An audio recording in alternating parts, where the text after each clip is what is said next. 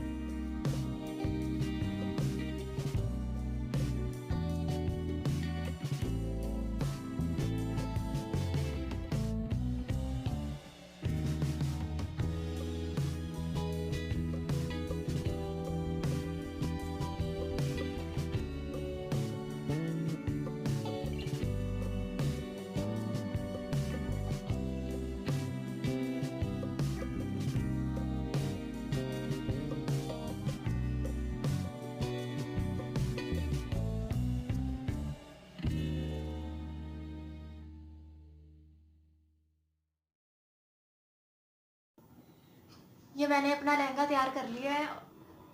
इसको ना अब मैंने शेप दे ली है,